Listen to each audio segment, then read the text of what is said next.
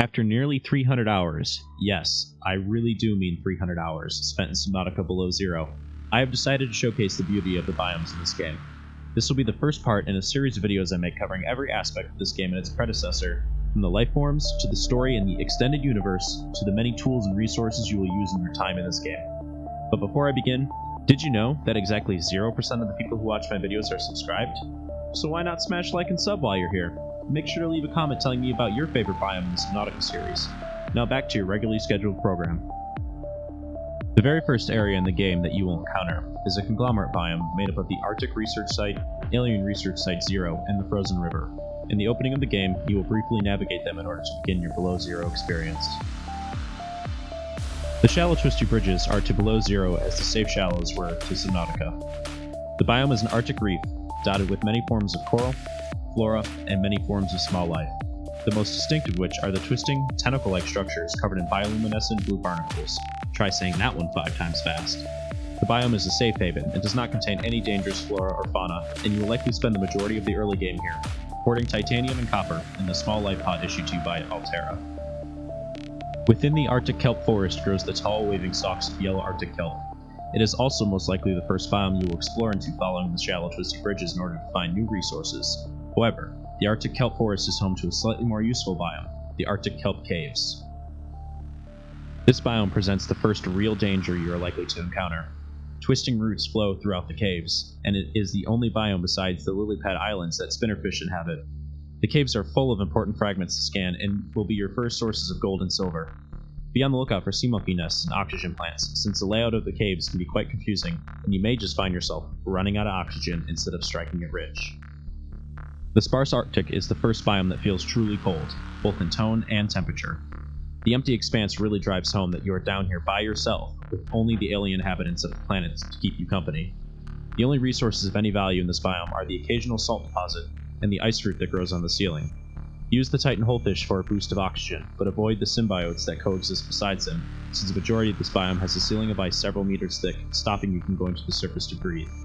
Large brinesicles also hang from the ice above, freezing anything that comes into contact with them. The Twisty Bridges biome is arguably the most useful biome in the game, and I often find myself basing near it.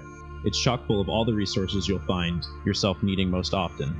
Limestone deposits for titanium and copper, aragonite outcrops for silver, calvarite outcrops for gold, and galena outcrops for lead. It is also one of the only sources of table coral, which grow on the canyon walls, and is an incredibly useful resource for making electronics. Similar to the shallow Twisty Bridges, the most defining feature of this biome is the large tentacle structures, as well as a lot of similar flora. Beyond the depth and the resources, the other major difference in this biome is the brute shark. This is the first truly hostile creature you will encounter in your playthrough, but the brute shark doesn't compare to the sinister creature that lurks in the caves, deep beneath the Twisty Bridges. The plethora of resources contained in the deep Twisty Bridges only adds to the value of basing near the Twisty Bridges biome. Lithium, diamonds, and magnetite are quite common in this area. Same with parts of many of the sea truck modules. However, these valuables come with a catch. The biome is guarded by the squid shark. It's best to avoid this beast since it will kill you in only 3 attacks. The dark blue haze of the cave system can make the squid shark quite hard to see and keep track of. Also, keep your eye out for the spike trap, an ambush predator that will punish you for moving around too carelessly.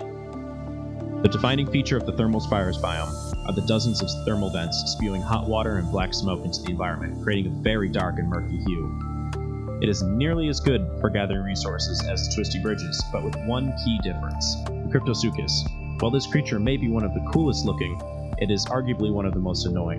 Not only are they extremely aggressive towards the player, but they are also extremely noisy.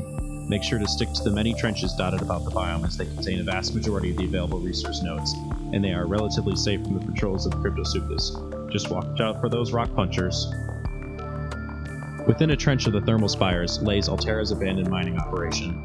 The large cavern is very sparse besides the old mining equipment and a multitude of large resource deposits.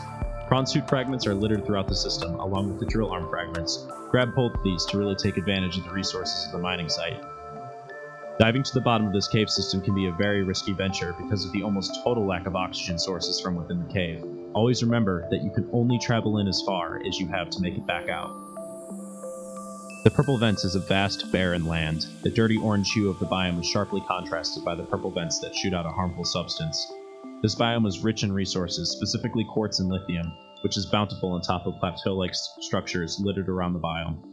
The sparsity of the biome also applies to the living creatures within. In fact, it is completely devoid of any flora whatsoever, and there are only two types of fauna, the Cryptosuchus and the Chelicerite. The Chelicerite especially can make exploring this biome extremely dangerous. However, don't let that deter you. The quantities of resources and fragments in this biome are invaluable. Without getting into spoilers, the Rocket Island is pretty important to the story. Make sure to repair the radio tower near its top as soon as you can. Story significance aside, penguins can be found on the beaches of this island, and the Twisting Cave system is home to thermal lilies. They are a very useful flower-like flora that can be used to quickly heat up. Speaking of which, you can also heat up by sitting in thermal pools and by eating the heat fruit that grow on the surface. After finishing your objective on the Rocket Island, you will be given a waypoint for the Glacial Connection. This is a sort of unique Frankenbiome combining the Sparse Arctic as well as having small pockets of mini kelp forest. But the one thing that really sets this biome apart are the hordes of jellyfish. They are a relatively harmless species provided you keep your distance. The tentacles will deliver a shock to both the player and any vehicle they are driving, causing a small amount of damage. The main purpose of the biome is to serve as a passageway to the Glacial Basin. The Glacial Basin is surprisingly teeming with life, despite the brutal cold of the Arctic. Many types of plants defy the conditions and even thrive here. From the crimson snow plants, the strange honeycomb plant, and the heat fruit plant. The heat fruit plant in particular will be essential to your survival in this frozen wasteland, at least until you can fabricate the cold suit. However, the cold is not the only hazard to watch out for here. The snowstalker can easily become a huge threat to your well-being if you are careless enough to get close. But just through the canyon, even the snowstalker goes from predator to prey. The Arctic Spires is a dangerous landscape. Tread lightly and try to keep your time here very brief. The ice worms lurk beneath the surface ice, awaiting anything foolish enough to give away their position. The sparsity here rivals even the sparse Arctic. The towering ice spires are cold and unempathetic, providing little to no shelter from the brutal cold and relentless ice worms. The environment is also littered with long-forgotten precursor tech and creators from the recent meteor shower. Follow the precursor technology to a very, very valuable resource. The Lilypad Islands are almost cut in two. Near the surface, the emerald green water is serene and beautiful, large lily pads covering the surface of the water. Their buoyancy holds up huge rock formations weighing several tons. Here, the glow whales breach the surface before diving down to the depths below. But down in the depths, the emerald green turns murky, the color of decay. Dead and dying lily pads lay in a tangled heap on the floor of the biome, and squid sharks patrol the depths. Traveling into the ravines down here, you will find sea monkey nests hoarding valuable blueprints. This area is also one of the only locations in game where nickel ore can be found. At the bottom of the Lilypad Islands is a very eerie biome. While there is nothing here to harm you, the biome itself feels intimidating. The deep lilypad flowers pulsate, releasing spores into the water which can be collected, and they are a vital late game resource, along with the deep shrooms that grow in the nooks and crannies. Follow the cave to progress to a very vital story component. Just off the coast of the Rocket Island and adjacent to the Lilypad Islands lays the Tree Spires biome. The trees in this biome are actually tree-shaped thermal vents covered in vibrant bioluminescent flora which sharply contrast the deep blue hue of the biome. Here, you can also find juvenile vent gardens floating around the place, and the two colossal vent gardens anchored to the floor above massive thermal spires. The biome also features two Chelicerites, patrolling the area above one of the vent gardens, so make sure to watch your back while you make your way to the caves beneath it. These caves are one of two entrances into the Crystal Caves biome, which we will cover in a moment, but before you get there, make sure to explore around for a familiar face. The Crystal Caves embody the term deadly beauty. The massive violet crystals provide stark contrast against the black rocky backdrop. Formations range from small clusters all the way up to the hulking structure branded as the Crystal Castle, which safeguards a valuable resource below. But something sinister lurks in the shadows, the Shadow Leviathan. This Leviathan-class creature may be one of the most dangerous things living on planet 4546b. This dark centipede-like Leviathan is as stealthy as it is dangerous, and if not for the crystals and the bioluminescent spots on its body, this predator may be entirely invisible.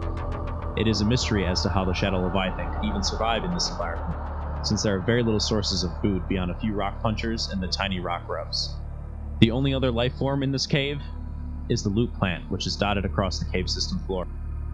The Fabricator Caverns begin right off the coast of the Crystal Caverns, and like its sister biome, features massive crystal growths. The difference is these are far, far more massive and are deep ruby red. They also grow in these large cuboid formations and seem to glow partially illuminating the cavern. But these caverns are arguably even more dangerous than the crystal caverns because they harbor a multitude of shadow leviathans, which guard the most important location in the game. But that you'll have to find out for yourself. Still here? Well, I really appreciate you taking the time to watch one of my videos. Feel free to follow me on Twitter and Twitch so we can hang out and so you can stay up to date with everything involving the channel. And if you haven't already, make sure to drop a like on this video and hit the subscribe button.